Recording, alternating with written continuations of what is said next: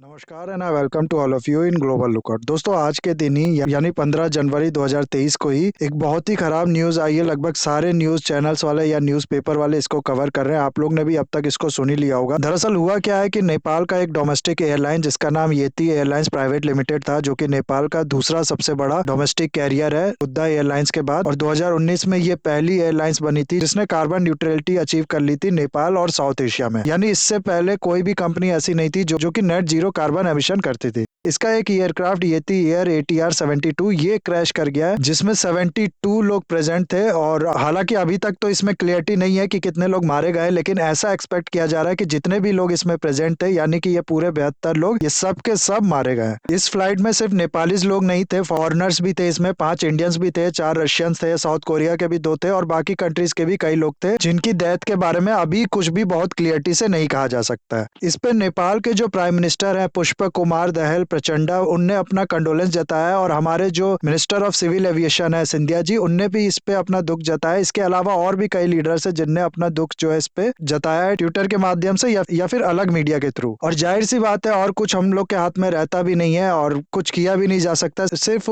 जो लोग मरे हैं उनके परिवार के साथ थोड़ा दुख ही शेयर किया जा सकता है। लेकिन ये जो नेपाल का एक्सीडेंट है ना, ये कोई नया एक्सीडेंट नहीं है। पिछले 30 सालों में 27 ऐसे क्रैशेस हुए हैं प्लेन के, और 10 सालों में अगर आप लोग देखोगे तो 11 ऐसे क्रैशेस हुए हैं। और एक साल की सिर्फ अगर हम लोग बात करें, यानी पिछले जनवरी से लेके इस जनवरी तक, तो 2 ऐसे क्रैशेस हो चुके हैं।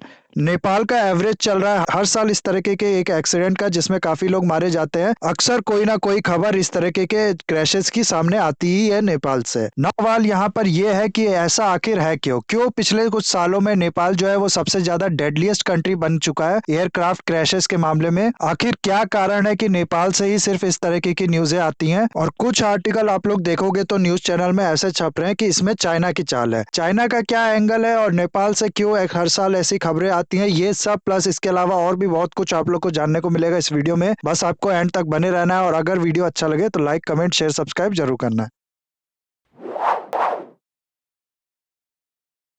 नेपाल आप लोग को पता होगा कि कई होली साइट जो है उनका डेस्टिनेशन है। पशुपतिनाथ मंदिर हो गया, या फिर बौद्धनाथ स्तूपा हो गया, मंसौली हो गया, या फिर धौलागिरी हो गया। ये तो कुछ नाम है। इसके अलावा और भी बहुत सी ऐसी जगह हैं जिनकी वजह से टूरिस्ट जो है वो अट्रैक्ट होते हैं नेपाल में, और हर साल नेपाल जाते हैं विजिट के लिए। इसी नेपाल के कैपिटल काठमांडू से ये प्लेन उड़ता है और पोखरा सिटी की ओर बढ़ता है। और पोखरा सिटी पे जैसे ही ये प्लेन लैंड करने वाला होता है, कुछ गड़बड़ी आ जाती है प्लेन में, जिसके बाद होता क्या है कि ये प्लेन पोखरा एयरपोर्ट से कुछ दूर जाके सेती जॉर्ज के जंगलों में जाके क्रैश कर जाता है। नौ सोशल मीडिया पे एक वीडियो भी फैल रहा है जिसमें एक प्लेन को दिखाया गया है जो कि हवा में उड़ रहा होता है, और अचानक से फिर ये हवा में ही उलट जाता है और फिर क्रैश होने की आवाज आती है। तो इस वीडियो की क्या रियलिटी है, या इसी क्रैश की है या नहीं है, इसके बारे में तो मैं कुछ नहीं कह सकता, क्योंकि अक्सर इस तरीके के एक्सीडेंट जब होते हैं तो इसके बाद कोई पुरानी वीडियो को चला दिया जाता है और जिसको इस एक्सीडेंट से रिलेट कर दिया जाता है। लेकिन इसके अलावा कुछ और वीडियो है सोशल मीडिया पे जो कि क्रैश होने के बाद की कहानी को बता रहे हैं। वीडियो में प्लेन से काला धुआं निकलते हुए दिख रहा है, आसपास लोग इकट्ठा हुए हैं, जो रेस्क्यू ऑपरेशन है वो भी चल रहा है। नौ इस पूरे एक्सीडेंट के बाद नेपाल के जो PM है दहल जी, उनने 5 लोगों की कमीशन बनाई है ये जांच पड़ताल करने के लिए कि आखिर ये एक्सीडेंट हुआ क्यों है। मीनवाइल रेस्क्यू ऑपरेशन कह लीजिए या फिर जो डेड बॉडी है उनको रिकवर करने के लिए ऑपरेशन कह लीजिए, वो जो है वो चल रहा है। अब आप लोग नेपाल के इसी चीज से रिलेटेड अगर हिस्ट्री की बात करेंगे तो इस चीज में नेपाल का बहुत ही खराब रिकॉर्ड है। हर साल जैसा कि मैंने आप लोग को बताया, कोई ना कोई प्लेन क्रैश की न्यूज नेपाल से आई जाती है, और जिस साल गैप हो जाता है उसके अगले साल 2 ऐसे प्लेन क्रैश की न्यूज आ जाती है, जिसकी वजह से जो एवरेज होता है वो हर साल एक क्रैश का बन जाता है नेपाल का। इस वाले क्रैश से 7-8 महीने पहले भी एक बार क्रैश हुआ था नेपाल में, मई 2022 में, जब कनाडा का एक डी हेविलैंड DHC-6-300 प्लेन पोखरा से उड़ता है और ठीक 15 मिनट बाद ये जाके क्रैश कर जाता है। इससे पहले के साल की अगर हम लोग बात करें तो लकीली 2021 और 2020 में कोई क्रैश नहीं हुआ है, लेकिन 2019 में 27 फरवरी को एक हेलीकॉप्टर क्रैश करने की न्यूज आई थी नेपाल से, जिसका कारण बैड वेदर को बताया जा रहा था। 2018 में भी बांग्लादेशी एयरलाइंस का एक प्लेन क्लाउडी वेदर होने की वजह से क्रैश कर गया था, जिसमें 51 लोगों की डेथ हो गई थी। इसके अलावा भी और आप लोग यहाँ पर देख सकते हैं 2016 में 2 एक्सीडेंट हुए थे, 2014 में, फिर उससे पहले 2012 में। हर साल एक ना एक एक्सीडेंट यहाँ से देखने को मिल जाते हैं, जिसमें नेपाल के अलावा बाकी कंट्रीज के भी कई लोग मारे जाते हैं। तो सवाल ये है कि आखिर ऐसा होता क्यों है? क्या नेपाल को कोई श्राप मिला है? तो श्राप वगैरह तो देखो उसमें तो मैं कुछ नहीं बोलूंगा, लेकिन नेपाल में हर साल ऐसा क्यों होता है इसको समझने के लिए नेपाल की टोपोग्राफी हम लोग को समझना पड़ेगा। आप लोग अगर नॉर्दर्न पार्ट देखोगे ना नेपाल का, तो ये पूरा आप लोग को मिलेगा हाई हिल्स।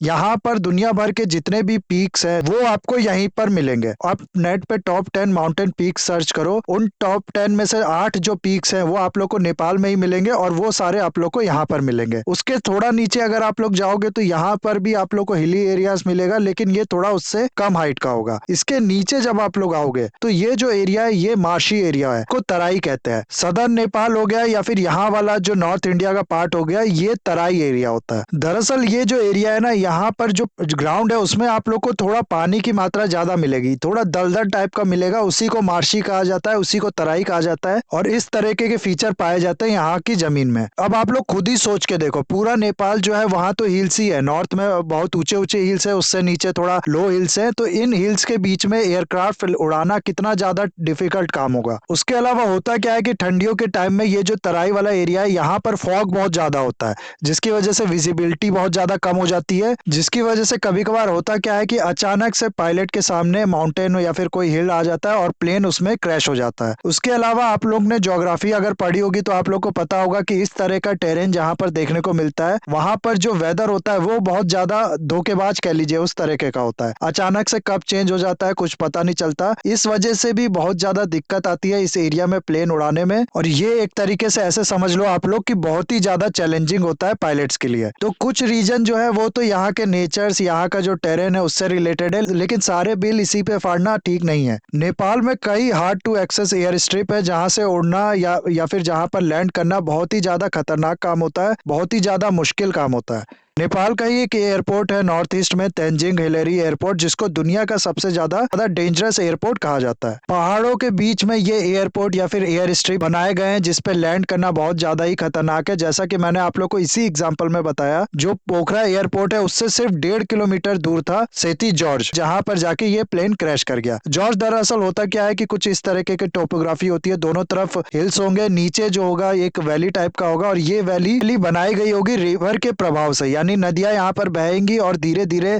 ये जो माउंटेन है इसको काट के इस तरीके का गड्ढा बना देंगी, इसको कहा जाएगा जॉर्ज। यानी कि जॉर्ज जो होता है वो एक तरीके से वैली ही होता है, लेकिन ये जो कटिंग होती है ये की जाती है रिवर के द्वारा, और वैली का मतलब भी ऐसा ही होता है, लेकिन उसमें जरूरी नहीं होता है रिवर के थ्रू ही ये जो डिप्रेशन है ये क्रिएट किया गया हो। और भी बहुत से रीजन है जिसके थ्रू ये डिप्रेशन पाए जाते हैं, उन सबको वैली कहा जाता है। तो आप लोग खुद सोचो, जब इस तरीके की टोपोग्राफी हो तो कितना ज्यादा कठिन होगा पायलट के लिए प्लेन उड़ाना यहाँ पर, या फिर उसको लैंड करना। पर किसी वीडियो गेम में भी इतना ज्यादा हार्ड लेवल नहीं होता है।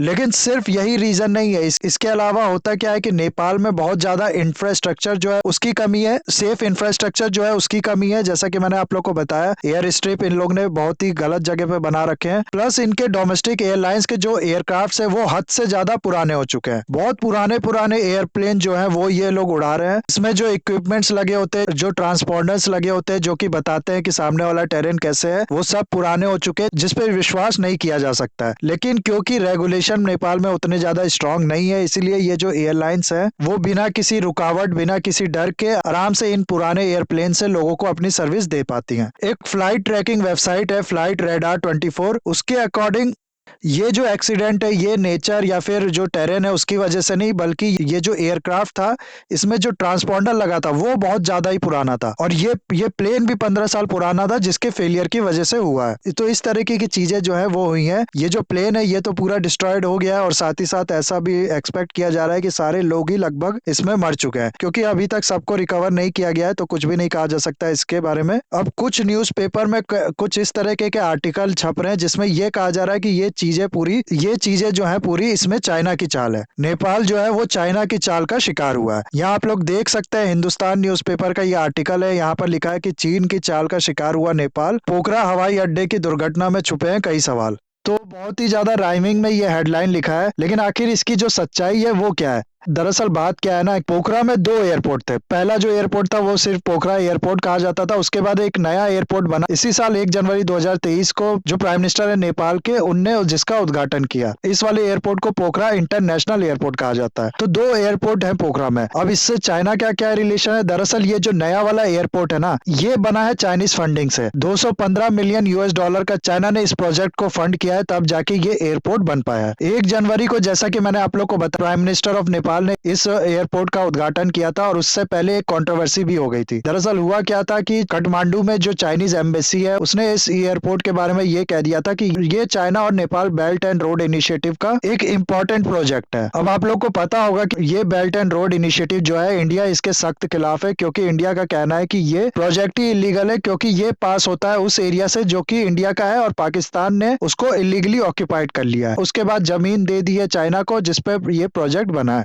तो इंडिया की जमीन पे इंडिया से बिना पूछे ये प्रोजेक्ट बनाया गया है, इसीलिए ये पूरा प्रोजेक्ट ही इलीगल है। हालांकि इसके बाद नेपाल के प्राइम मिनिस्टर ने सब कुछ क्लियर कर दिया था। उन्होंने कहा था कि ये बहुत दुखद बात है कि ऐसा कहा गया है। दरअसल जो इनॉग्रेशन वाला इवेंट था, उसमें ऐसा कुछ भी नहीं कहा गया है कि ये बेल्ट एंड रोड इनिशिएटिव का पार्ट है। लेकिन उसके बाद भी काफी ज्यादा विवाद क्रिएट किया था इस स्टेटमेंट ने, चाइनीज एम्बेसी ऑफ नेपाल ने जो कहा था। तो दो चीज इसमें कही जा रही है। एक तो हम सबको पता है कि चाइना का जो भी इन्वेस्टमेंट प्रोजेक्ट होता है, जो भी वो फंडिंग देता है दूसरी कंट्रीज को, वो इसलिए देता है ताकि वो उस कंट्री को अपने कर्ज जाल में फंसा पाए। चाइना ऐसे प्रोजेक्ट के लिए फंड करता है जिसका लॉन्ग टर्म में कोई यूज ना हो, जिससे कोई पैसा ना जनरेट कर पाए, जिसकी वजह से वो कंपनी चाइना का आसानी से कर्ज चुका ना पाए। इसके बाद वो कंट्री एक तरीके से गुलाम बन जाए चाइना के। इसके अलावा ये कहा जा रहा है कि चाइना है ही पनौती। जिस नेशन को ये पैसा देता है उसके डेवलपमेंट के लिए, वो और ज्यादा बर्बाद हो जाती है। श्रीलंका में हम लोग ने देखा कि कितना बड़ा इकोनॉमिक क्राइसिस खड़ा हो गया। श्रीलंका में कई प्रोजेक्ट में इसने फंड किया है। उसके अलावा पाकिस्तान से चाइना की दोस्ती बहुत अच्छी है, लेकिन पाकिस्तान का जो इकोनॉमिक क्राइसिस है वो भी अभी के हाल में वेल नोन है।